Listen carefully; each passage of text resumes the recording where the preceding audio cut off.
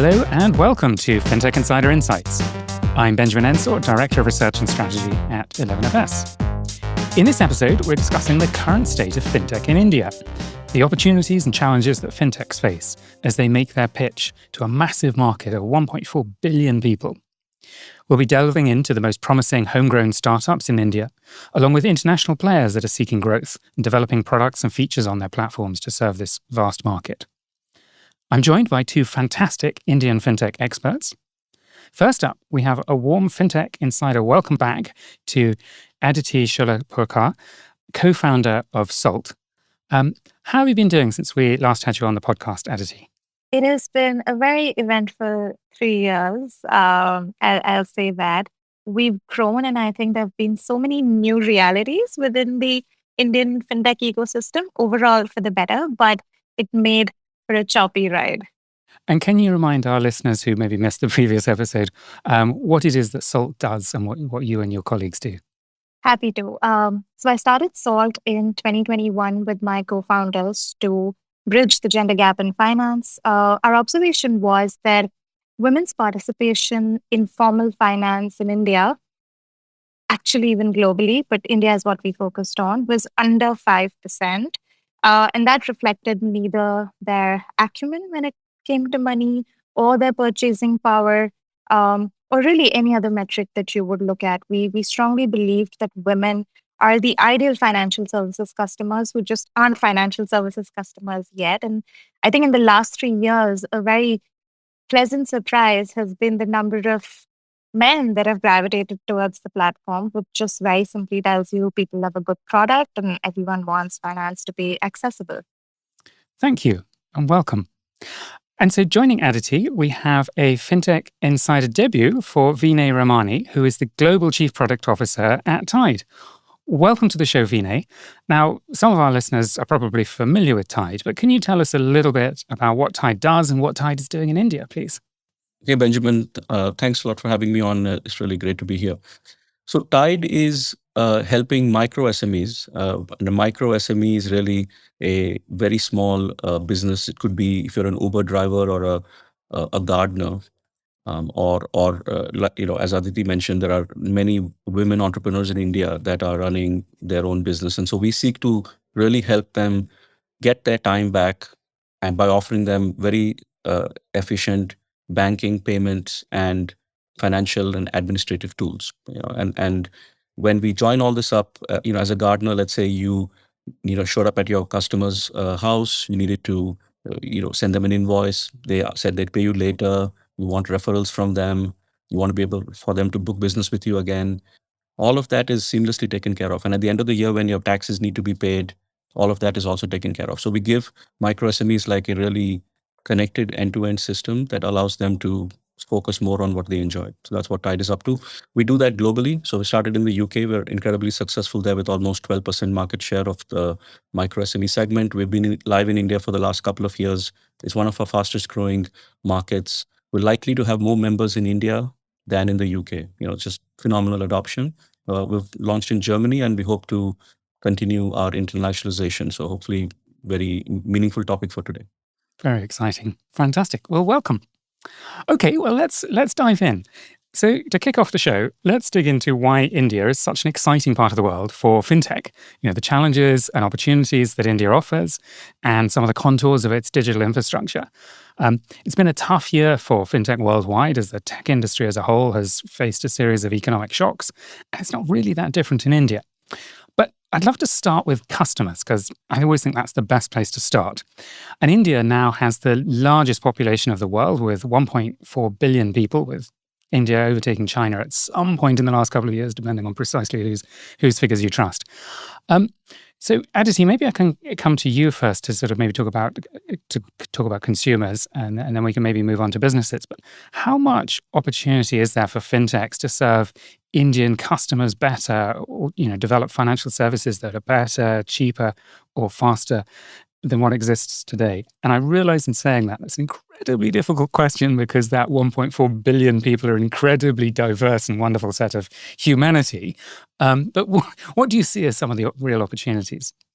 That is It's very refreshing to see someone take that measured view of, yes, we recognize that it's a very diverse set of people, because you're absolutely right. I think one key issue, or I would almost say, um, a lot of our lack of resilience in recent years has come from, I think, wildly overestimating the linearity between population and revenue generation, right? When a market is so huge. Um, and I think when it comes to financial services, right, there are two key aspects. So one is public good, digital public infrastructure. And I think that's where India's done a phenomenal job with India Stack, Identity, Aadhaar, UPI. So that's amazing, right? And that has been phenomenal, gritty innovation, so to speak. But then there's the other aspect where, and I've learned this the hard way over the last 3 years, that fine balance between a product mode and a distribution mode, very difficult to execute in a country like India. When you go in with the product mode, it doesn't guarantee success, because it is a market that is very, very, very dependent on the right distribution, and distribution in a market where there are so many different languages, so many different economic segments, so many different socioeconomic factors, right? Gender and um, class, and so on and so forth.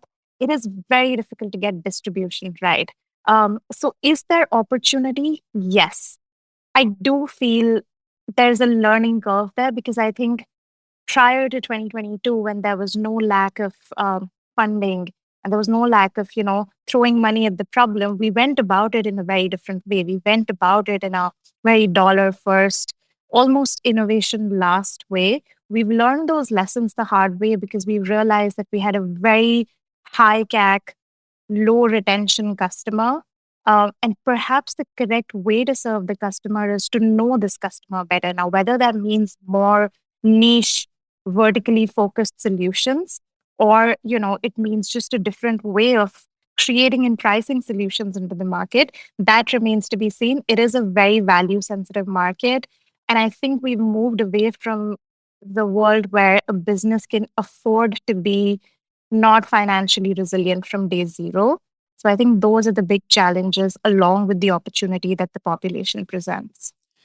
Vinay, do those perspectives from Aditi apply sort of equally to business customers? And we've already talked about some of the sort of micro SMEs in India and so on, and the extent to which Tide's trying to help them. Do you agree with all of what Aditi is saying? Does that all apply to business customers as well?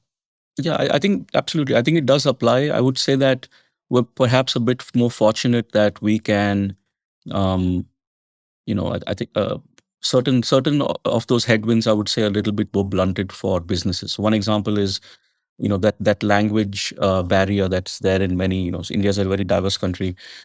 We think most of our micro SMEs in India, between English, Hindi, and maybe one other language, we're okay for a long time in terms of our growth potential. On the other hand, a consumer app might fail if it's not able to be highly localized. So that's one blunted difference in terms of the impact. The second one, which we share the same thing, is I think there's a fairly strong appetite in that Indian consumer to try new things, and and a micro SME is nothing but a consumer with a side gig. They're also very simple. They're not really businesses. They just happen to be a entrepreneur with a side gig, and so we have to take care of the experience, make sure it's really simple, make sure that we save them time and add value very quickly. A lot of the infrastructure that's coming around in India is absolutely super helpful. The government is really quite supportive of standardization in a few things. Where we face headwinds, we want to be a regulated entity. We want to make sure people joining the platform are truly micro SMEs, and I would say, is not at the same level of maturity that we would see in a Germany or a UK. And so, you know, that these are all, I would say, growing pains. Still not blunting our growth. It's still not blunting our appetite in any way.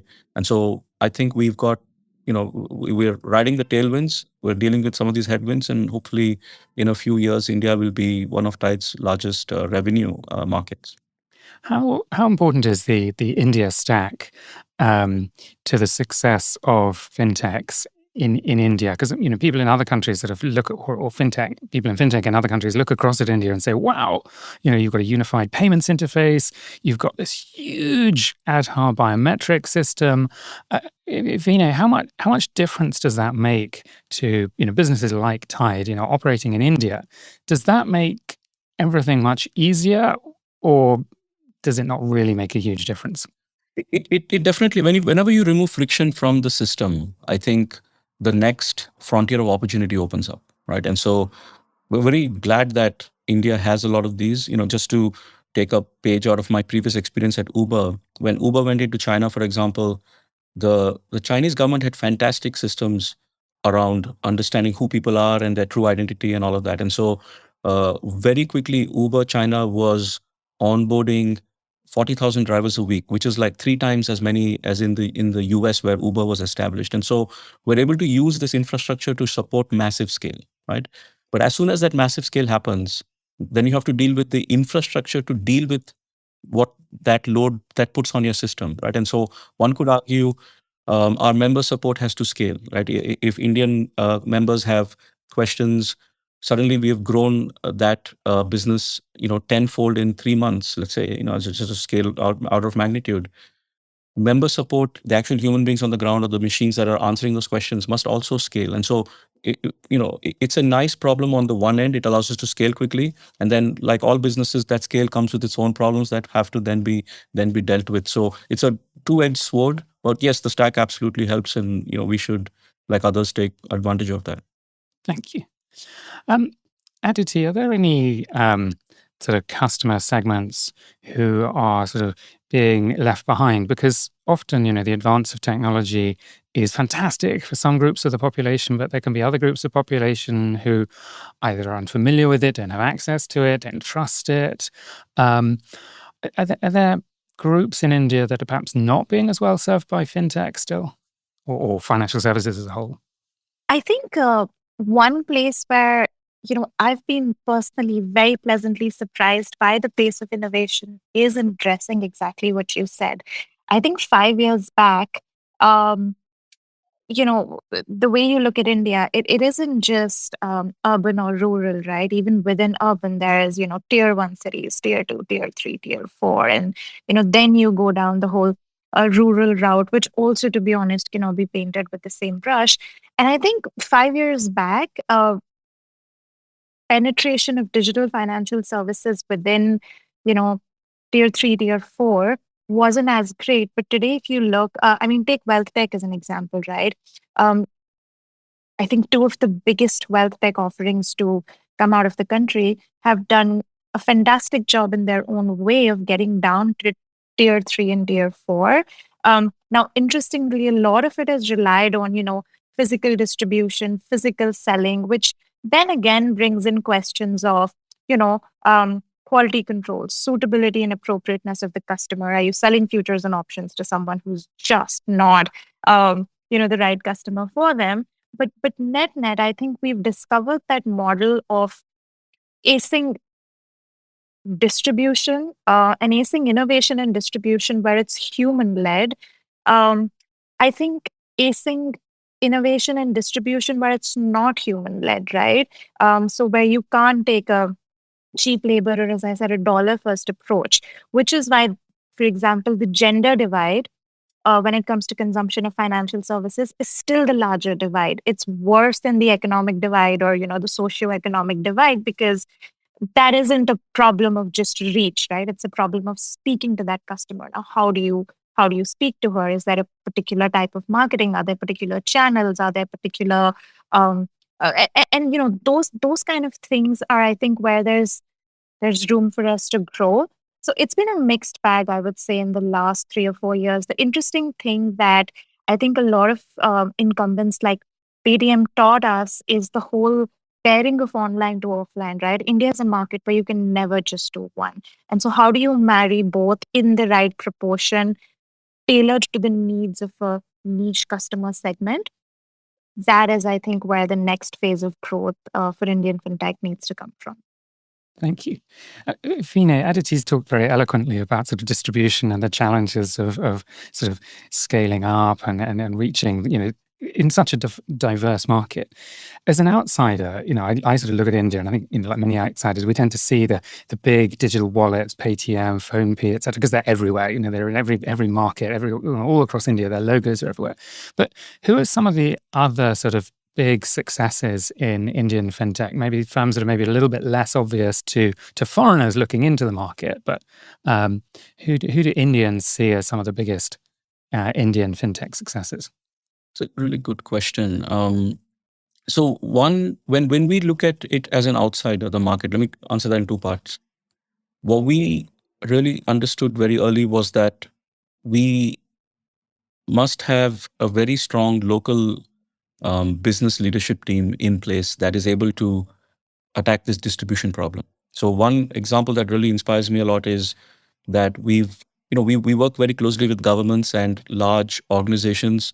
There's an organization in Assam which is around the handloom industry that provides essentially a organizational structure with which supports thousands of women entrepreneurs who are essentially using their home to produce handloom products, and we are enabling them with tight infrastructure so that each of those entrepreneurs gets a bank account and a card and is able to basically map their expenses, pay their taxes effectively. And so by being strategic about who we worked with in the India ecosystem, either at the government level or the organizational level, we're only able to do that because of a very strong local business organization who knows everyone that matters and is able to very quickly turn on massive scale for us, right? From the outside, I would say look at Paytm with a lot of respect. We also look at several other, companies. One of the things that we find quite refreshing is that I would argue, maybe again, I'm biased here. I feel product engineering that is coming from Silicon Valley and from Europe to some extent knows how to innovate. And when I talk to, let's say, product managers within Paytm, they will tell me how sometimes they get dictated to by executives. Hey, top down, please build this, please build that. And so what I'm hoping is outsiders can come in with hopefully better product engineering practices, a much better member centricity, and have a chance at succeeding. Right? Ultimately, the more competition, the better, whether it's ingrown from India or coming in from outside. But if we are member focused, we bring great process and culture, I think we can take anybody on. But we do take the incumbents very seriously. And as Aditi mentioned, you must have a moat.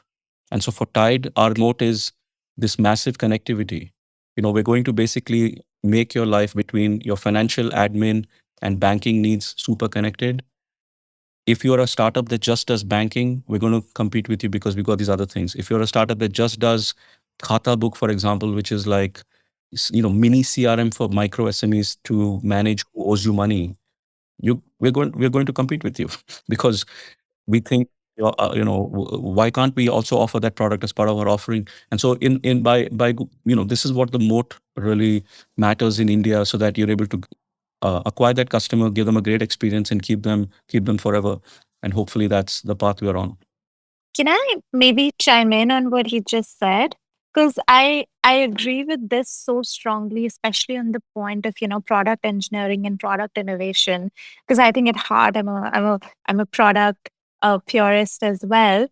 I think because of the very unique dynamics of the Indian market, the stage at which there was a lot of inflow of capital, and then the sheer deluge of capital that we had for a few years, um, a few sort of hits and misses emerged, right? And the biggest thing that happened, in my opinion, was that the incentive for true product led innovation became very, very low, right? And there is a reason you don't see the next sort of OpenAI come out of India, but you will see great sort of layered solutions on top of it, is because true product innovation is expensive, right? And then to justify the cost, you have to be able to sell it.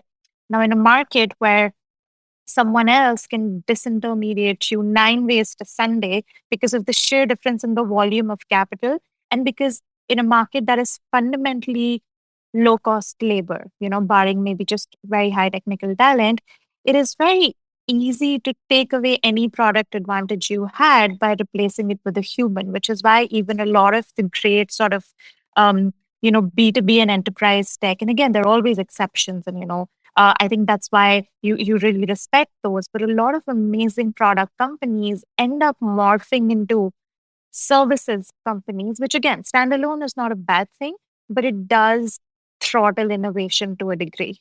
Very interesting. I'm very interested by this whole perspective on product strategy and the danger of sort of the kind of top down orders, as you were saying, Vinay, and it's really tough for hierarchical organizations to succeed at digital because they just lose sight of their customers, and it relies on this sort of perfect individual at the top of the organization. I'd love to touch on one other quick thing before we wrap up this section. Just touch on sort of regulation, because we've seen some regulatory changes coming in. We've seen the Reserve Bank of India taking action against particular companies like Paytm, but also introducing some self-regulation bodies. How much does that matter? Maybe start with you, Vinay. Were these changes necessary, and what impact are they having on fintech in India? So regulation, helps members and consumers feel like they are going to be taken care of, right? They're not going to be defrauded or lose their money. And I feel the Indian government has approached regulation from that lens. And what I think they've also done exceptionally well is to say, these are the rules and we will try not to change them. And so that gives companies like Tide and others certainty as to what that means for us and how we can stay regulatorily compliant, which we're committed to doing, and serve our members. What From time to time, though, I think the rules do change, and I think that happens again for good reasons. Where sometimes, um, you know, in a capitalistic environment, companies might try to not find a loophole, but essentially try to take advantage of a regulation or interpret it in a very loose way to their advantage. And whenever that happens, we, clearly we don't think that's good. And so it's good that the government does take a second look at it. Um, I think, I much prefer that. On the other hand, as an entrepreneur, I will also say, former entrepreneur, regulation always hurts the smaller company. And that because that smaller company not only has to innovate for members, but they also have to then put in the technical infrastructure to support the regulatory compliance requirements.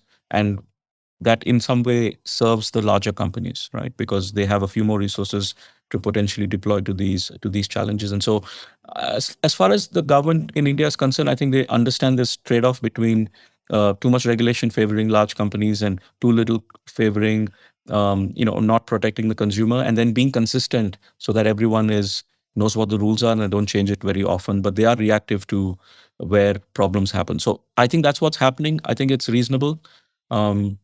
It's like a flavor of ice cream. It's very hard to tell whether that's your favorite or not, right? So it's okay. It's what it is.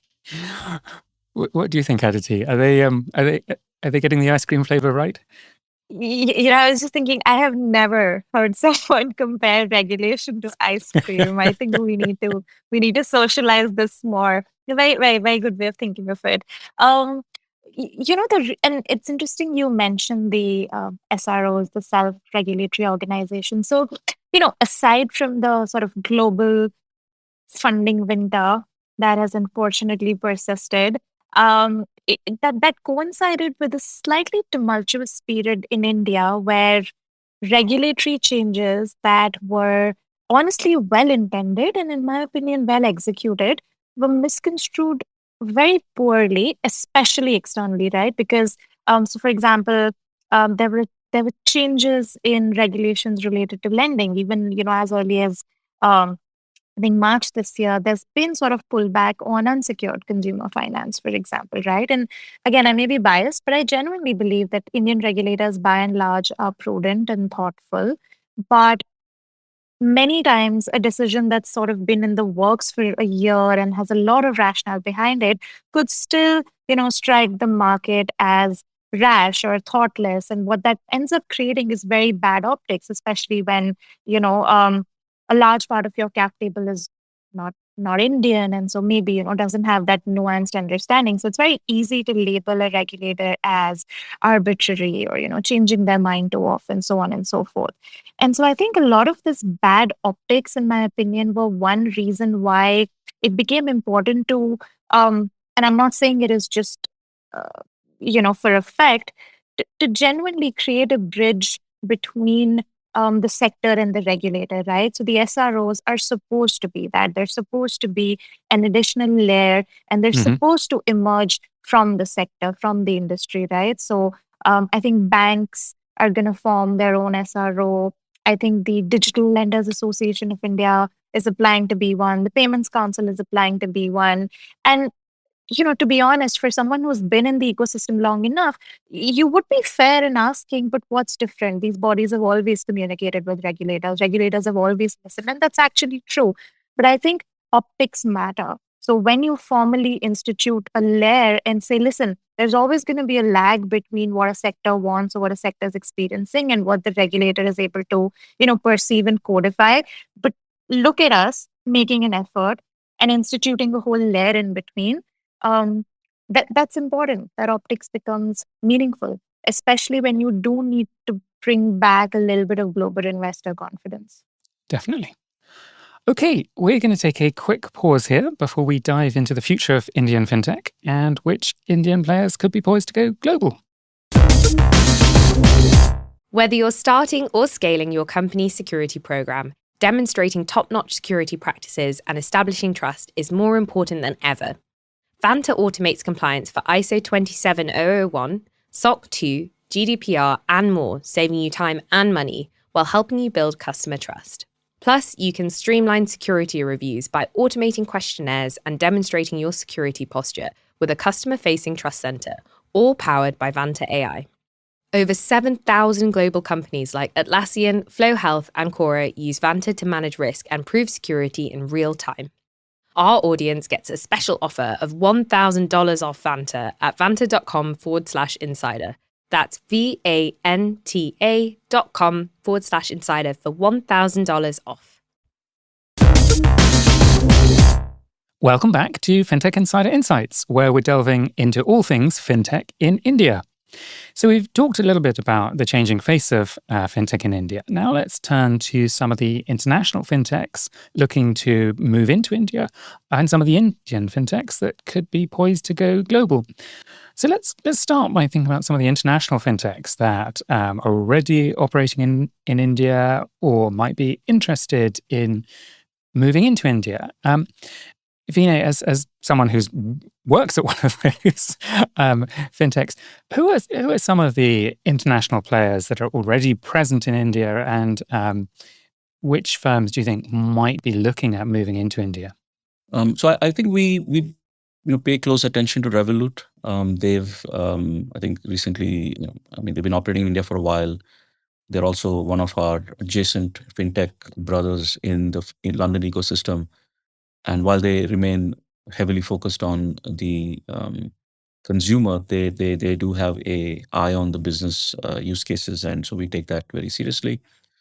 I'm not sure to what extent the buy now pay later companies are looking at India. I think I would argue it's a pretty challenged market from that perspective. And then I think from a Monzo perspective, again, I'm not entirely sure if India is on their radar, as they've focused a lot more into getting into the US and other developed markets. One should pay attention to Nubank. They've been highly successful in Latin America and also bring essentially a very strong product engineering game. And generally, all companies where there is scaled product engineering that can then be adopted and changed at the I don't want to call it the last mile, but essentially those companies are going to bring very significant operating leverage that will make, I think, any local incumbent or even an international competitor, give them a run for their money, right? So any company with scaled engineering and a focus on this market will bring a pretty serious game, in my opinion. So. Seems to me there's quite a few sort of payments companies, perhaps they're sort of naturally drawn in because once you start getting involved in sort of foreign exchange and money, cross-border money transfers, companies like Wise and Stripe and PayPal and Intuit sort of naturally end up needing to operate in India to serve their existing customers. And then, once you've already sort of started getting licenses and started getting people, maybe it draws them in. Aditi, do you think that India or Indian fintech sort of needs more foreign entrants, or do you think there's a danger that foreigners look at India and say, "Hey, it's big," and they jump in and then discover, "Oh gosh, everyone speaks lots of different languages. Oh gosh, there's lots of quite complex regulation. Oh gosh, this is actually a really complicated market. It's kind of one country, but it's kind of lots of countries in a sense, lots of states at least." I've always had the view that any system that has a disproportionate incumbency advantage, as in, if you're from there, it's a huge advantage, should be challenged, and that's always healthy.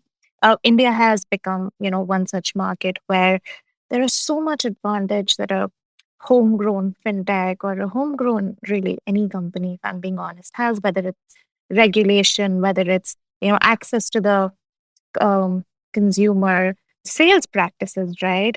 I've now lived outside India almost as long as I lived inside India, and yet I've still worked within Indian fintech. And so the glaring difference between just selling anything to an Indian customer, whether it's an individual or an SME or an enterprise, versus selling anything to an American or a European customer is glaring, right?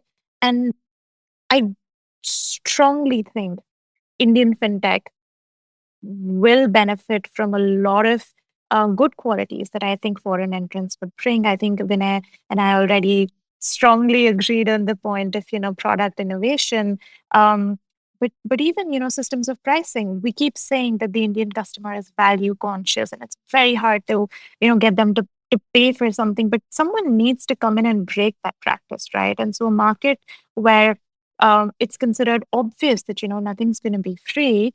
I think the ecosystem would benefit manyfold from entrance. Will it be easy? No. And I think those are, sort of the mixed successes we've seen over the last few years. Revolut, again, great company, great product, but wasn't the smoothest route.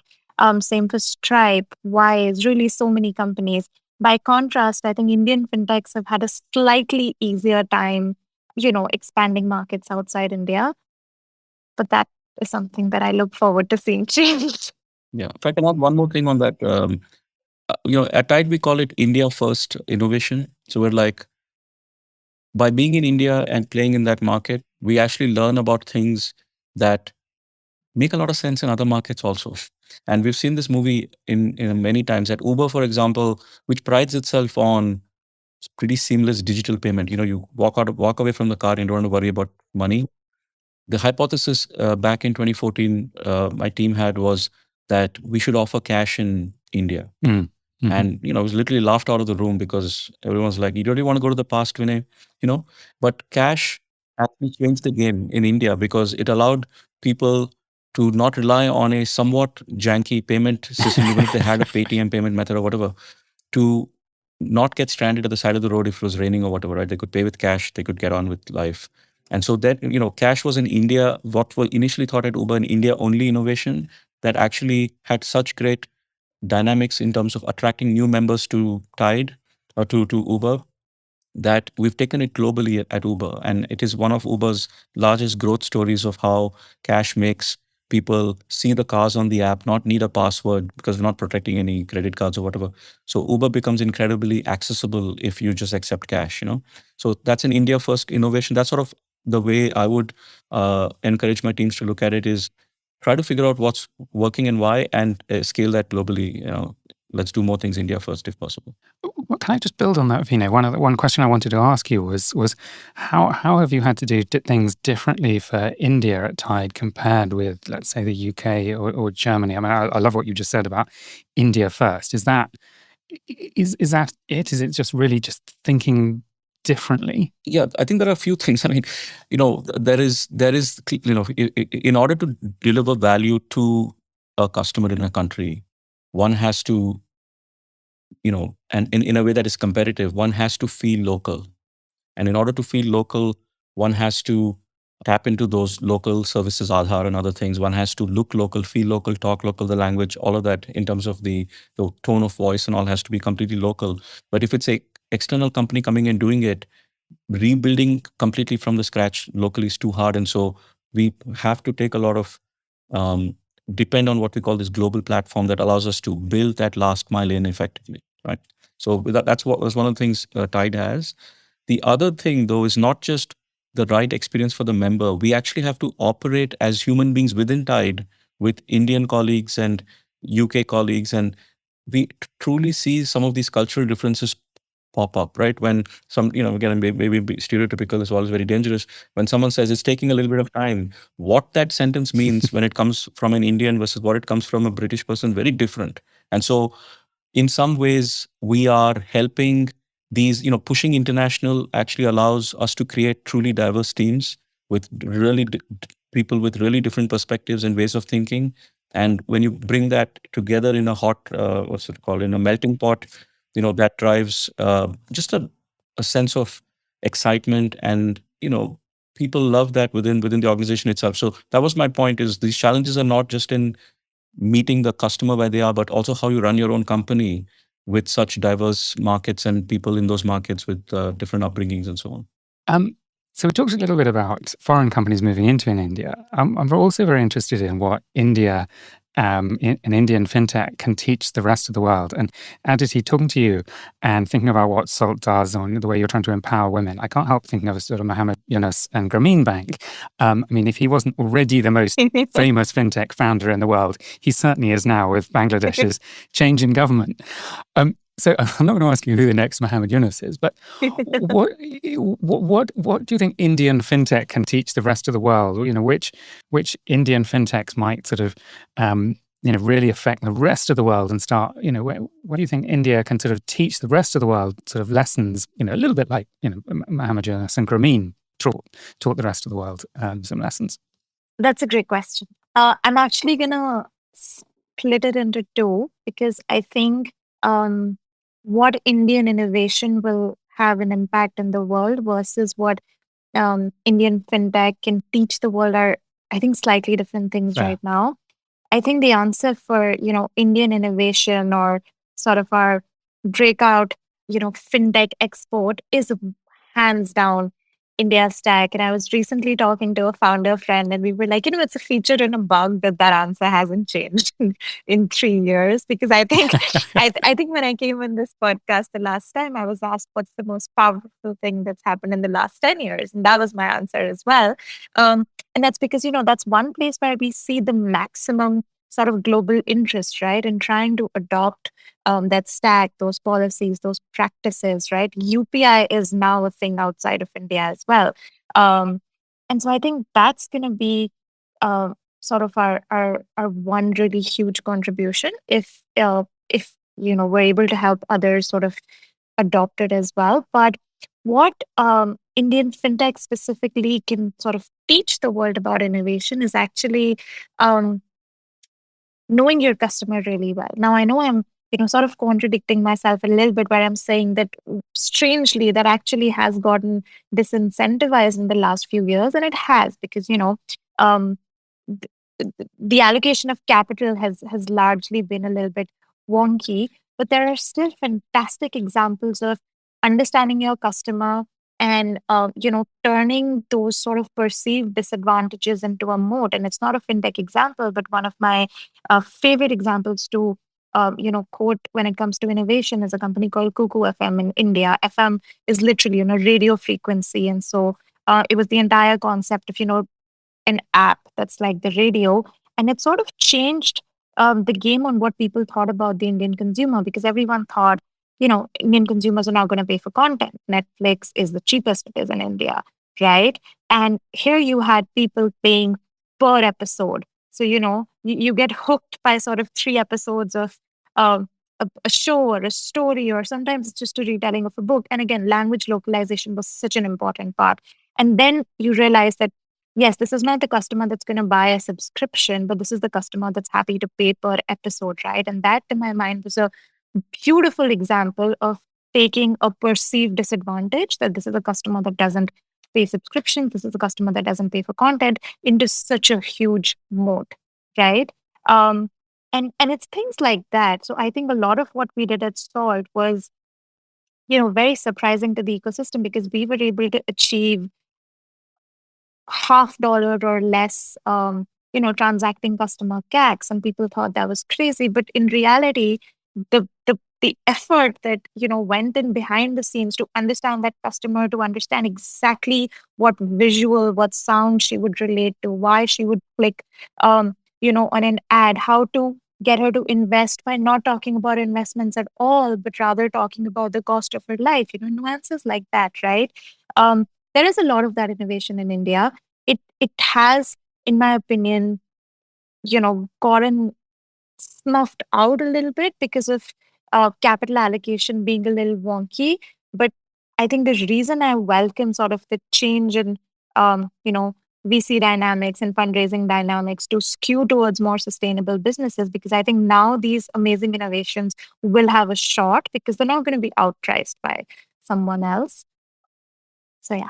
Thank you. Vinay, do you have views on sort of what Indian fintech can teach the rest of the world, or which Indian fintechs are going to become successful globally? Not very strong views. I do think broadly that in order to teach others, one has to first engage others, and that engagement requires amazing storytelling. And I think Silicon Valley is a far better storyteller, whether they do the right thing or not. And the world pays attention when that happens. And so one could argue, that has to come first, and then the stories. There are many stories. I think we just have to, and this is probably a good reason why we're on this podcast, is perhaps those stories can be told and go inspire others. So. Okay, well, we started with customers, and I'd like to sort of wrap up by talking about people. India is famous for producing lots of highly educated workforce, lots of engineers, but it's also famous for employees being a little bit less loyal to their employers than employees even in other countries, and people being very, very willing to jump from one employer to another for increments of salary and so on. Aditi, is that something you're sort of seeing or hearing as a challenge for fintechs, that it can be challenging to attract the best people, keep the best, or is that a bit of a false perception that I've got, that finding and keeping great talent is particularly challenging in India? Your perception is bang on, but the reason, again, in my experience, is not money, and it's very easy to mistake, the reason for money. But if you really look at it, and now I can say it, because we lived that the last sort of 3-4 years with Salt, right? I mean, we're such a young company, and sort of by the time we opened our eyes, it was funding winter, and there was no way. And we hired top tier people because we believed in, hire a few amazing people and empower them, rather than, hiring 20 people to do the job of five. But you're not going to be able to pay them, and everyone else who has money, and all, some of these amazing fintech companies we've spoken about, is going to try and poach them. I think the reason brilliant people leave is never just money. It is engagement and participation. So the level of autonomy that I have seen, and specifically tech and product talent, right? Because it happens a little more there. The level of autonomy I've seen tech and product talent be given in markets outside of India is very different. I think Vinay spoke earlier about, examples from an Indian fintech about the way decisions are made, and it's a little bit top down. Um, I think for roles that fundamentally thrive in innovation, um, there needs to be a minimum critical mass of innovation that the person is at liberty to partake in, right? And if you take that away, so if the way you run your company and the way you make decisions, and really, what they're empowered to do and learn and collaborate on is limited, that is when you see attrition happen. When people are allowed to challenge themselves very frequently, you will be able to retain them, even if you're not paying them the most. And that's something we've done. And that's something we've seen a lot of our peers do, where people stay because, yes, you could be making, 20%, 30% more somewhere else. But being here is going to add 5 years to your learning in the span of one. Whereas, being someone else is going to feel like half a year's worth of work in 1 year. Thank you. Vinay, can you wrap us up with final thoughts on finding and keeping great fintech talent in India? No, absolutely. I think Aditi hit it on the head. It's all about that culture, and for product and engineering to understand that this is a stepping stone in their career, and that by working with other folks that bring diverse backgrounds, they understand what good looks like and understand how to improve their craft. Typically, we found that at least at Tide, when employees join, they our retention is incredibly strong. And so we're able to, I think, live those values out. What we do find though sometimes, quite annoyingly, is someone will simply not show up for their onboarding. So we've been waiting for them all along to come, and they just No. and I feel and I've asked myself, how I feel about that, and in a way it makes me sad. I think mostly because as someone who's investing in the location for new product engineering teams, I wonder if that sort of selfish behavior is actually tarnishing the good image that we have of generally Indian product engineering folks. And so, one should be cautious about that. What we've done particularly is to actually reach out to everyone who we've made an offer to, so that they really understand what we're about. And so this temptation to, be very transactional about it is gone. And there's actually a human, an emotional element to it. People don't chase money, people build their careers. And if we can teach them how to do that and value that, and that's helpful. I do wish that people would understand that and not tarnish their general ecosystem with not showing up for a role that you did not decline. That's probably very disrespectful for the company involved. Yeah, I'm sorry to hear that. But that's good advice that you're giving to all of us. Just be polite in life, indeed. Well, unfortunately, that's all we've got time for. I would happily talk to the two of you all day, but I know you've got much else to get on with. So thank you both so much for joining me. It's been an absolute pleasure talking to you both. Where can people find out a little bit more about you and what your companies are doing? Aditi, where can people find out more about you? So our Instagram is alive and thriving, and it's where we push out the most content. It's @mysaltapp, MYSALTAPP. That's our Twitter as well. That's really us on all the socials. Salt.one is our website, but our Instagram is the place to be. And Vinay. Yeah, feel free to reach out to me on LinkedIn. You can also learn about Tide, both globally by just Googling Tide and Tide India, and learning about all the stuff we have. And if you're in product and engineering, we'd definitely love to put you in touch with someone. We're growing tremendously quickly, and we'd love for you to be part of our journey. So feel free to reach out. And thank you, Benjamin and Aditi. It's been a fantastic conversation. Likewise. All right. Well, thank you all so much for listening. If you've enjoyed what you've heard, please follow our podcast. Do leave us a review. Let us know what you'd like to hear about on future shows. If you want to join the conversation, look for us on social media. Just search for 11FS or Fintech Insider. Thank you both so much to my two guests, and thank you to all of our listeners. Goodbye. Whether you're starting or scaling your company's security program, demonstrating top-notch security practices and establishing trust is more important than ever. Vanta automates compliance for ISO 27001, SOC 2, GDPR, and more, saving you time and money while helping you build customer trust. Plus, you can streamline security reviews by automating questionnaires and demonstrating your security posture with a customer-facing trust center, all powered by Vanta AI.